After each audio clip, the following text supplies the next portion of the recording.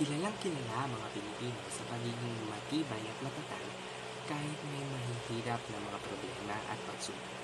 Kitang-kita iyan sa ngayon. Sa simula pa lang ng taong kasalukuyan, 2020, marami na tayong hinarap na hamon. Nandiyan ang pagputok ng bulkan, lindol at malalakas na bagyo. Bukod pa sa maraming problema na dinaranas ng Pilipinas. Dumagdag pa sa ngayon ang COVID-19, ang pandemyang lalong nagpahirap ng sitwasyon sa ating bansa.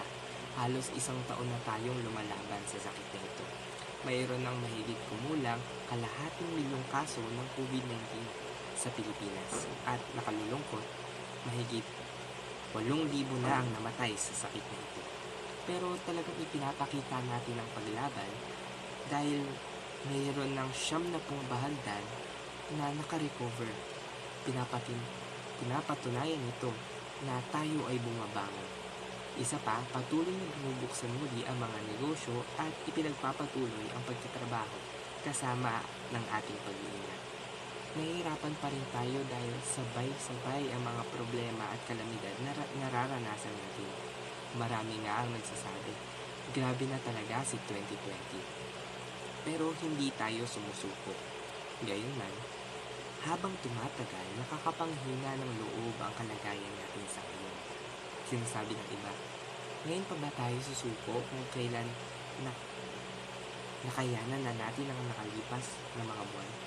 Isang nakapagpapatibay na mensahe ang mababasa natin sa aklat na isinulat para sa atin. Ang sabi, huwag kang matakot dahil kasama mo ako. Huwag kang mag-alala dahil ako ang Diyos mo. Papatibayin kita. Oo, tutulungan kita. Talagang aalalayan kita sa pamamagitan ng matutong kanang kamay. Alam natin makakayanan natin ang lahat ng ito sa tulong ng Diyos na siyang nagbibigay ng lakas at kaaliwan.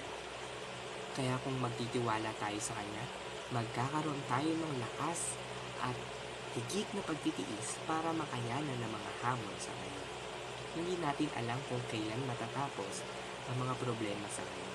Pero sigurado tayong matatapos ito.